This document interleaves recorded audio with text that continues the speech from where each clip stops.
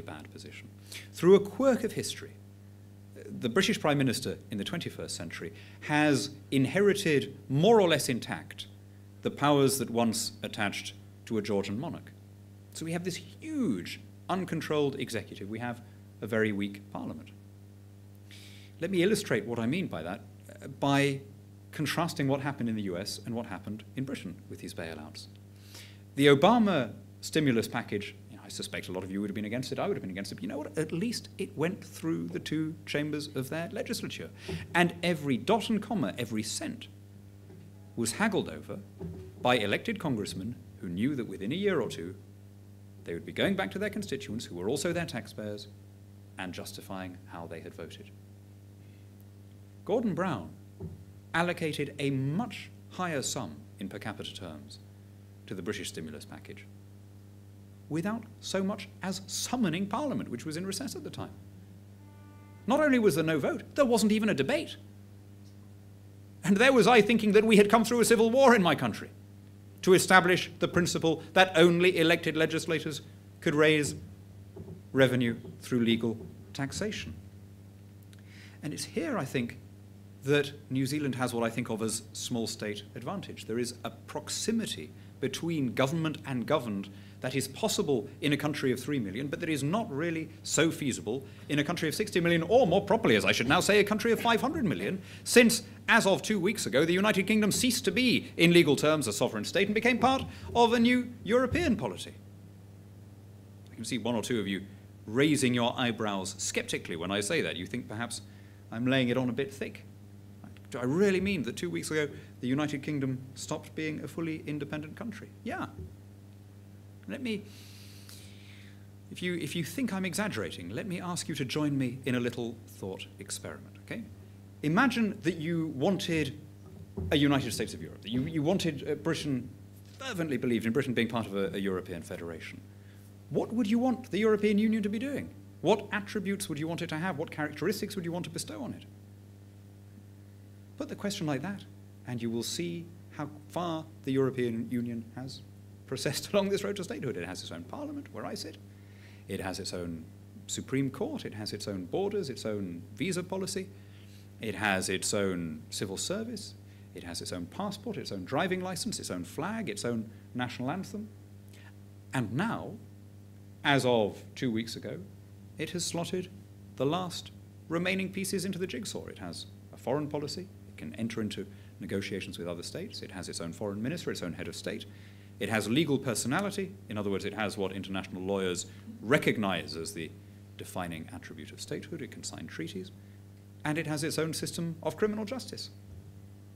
Perhaps the supreme sign of statehood is a monopoly on the use of coercive force over your own citizens. So in a country like that, you are even more remote from government. And government becomes even bigger because it needs to worry even less about what the ordinary people think. And politicians are shielded because they're at one further remove from the consequences of their own behavior. The result of this is that, I have to say, I now live in a part of the world that can no longer call itself a fully functioning democracy. Again, if you think that's being unfair, look at the process by which this constitution that came into effect 2 weeks ago was adopted. 3 times it was put to a referendum, in France, in the Netherlands, in Ireland. Every time it was voted down by 54% of French voters, by 62% of Dutch voters, by 53% of Irish voters. What was the response in Brussels? To swat aside those referendum results and carry on anyway. Paddy, you've got the answer wrong. Try again. Come back when you've come up with a different reply. I'm reminded of those eerie words of Bertolt Brecht. Wouldn't it therefore be easier to dissolve the people and elect another in their place? That could be the slogan of the European Union. Now, this is why I say with absolute sincerity, with all of the debt and all of the, I would gladly swap my problems with yours. At least you've got the mechanisms here where you can begin to get out of the mess because you have still a functioning representative government. The solution is in your hands as voters. That really is not the case in Europe anymore. We are run by a standing bureaucracy that doesn't need to answer to public opinion. Let me tell you something about the European Union. It's a little known or little appreciated fact, even though it's been true for 50 years. Did you know that the only body in Brussels that can initiate legislation is the European Commission, which is made up of 27 unelected appointees? The Parliament, where I sit, can amend and veto and delay legislation, but it cannot initiate laws. Just stop and think of how extraordinary that is. Imagine if in this or any other nation state, the civil service had a monopoly on the right to propose new laws. And the role of your parliament were then simply to amend what had been put in front of it by the standing bureaucracy. People talk about this in Brussels as though it was sort of accidental. People, oh, there's this democratic level, we can fix it. You know, the whole system is designed to do that. The European Union, tragically, I said the New Zealand was lucky in the timing of its constitutional architecture. Unfortunately, the European Union is also a child of its time. Its founders were haunted by the memory of the Second World War and of the plebiscitary democracy that had preceded it. And so they tended to see democracy as rather a dangerous thing. They thought if you had unconstrained representative government, people might fall for demagogues and they might vote for fascist leaders and then countries might fight each other. So they very carefully vested supreme power in the hands of people who were made invulnerable to public opinion.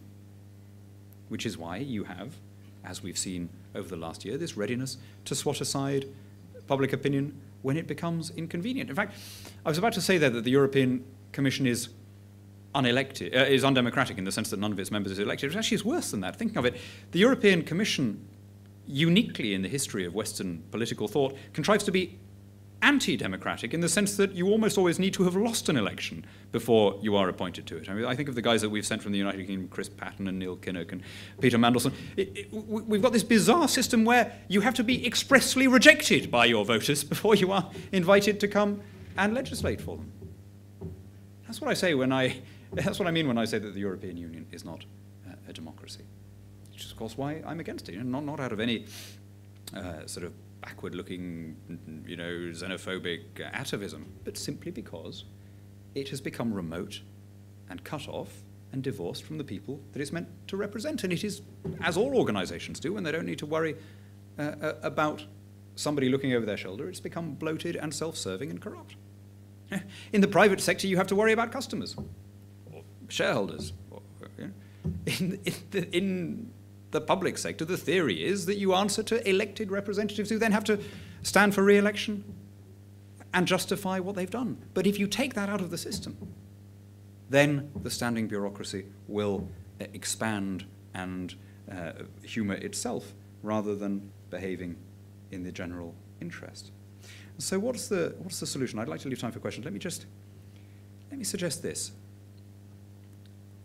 Let's return to what we might loosely call, I suppose, the Jeffersonian ideal, the ideal of decisions being taken as closely as possible to the people that they affect. Ideally, the individual, but failing that, the lowest possible unit of government, rather the mayor than the national government, but certainly rather the national government than the architecture of an unelected global technocracy. Let's try and disperse and diffuse power. I can't help noticing that the country that has done best in Europe during this hard couple of years is Switzerland.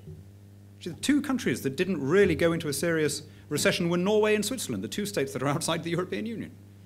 Now, you might say Norway's a special case, oil revenues, but Switzerland you'd have expected to be pretty vulnerable to what is, at the end of the day, a banking crisis, right? And yet, they didn't do so badly because being outside the European Union and being within their own constitutional arrangements a diffuse confederation based on referendums, based on people power, based on the maximum devolution of power, they have got a political system that serves to keep the government small and the people free. You can't divorce the two things. If you want a government that is answerable to the rest of you, that doesn't spend your money on itself or on its pet projects, you need to have working, hard, meaningful mechanisms of democratic accountability.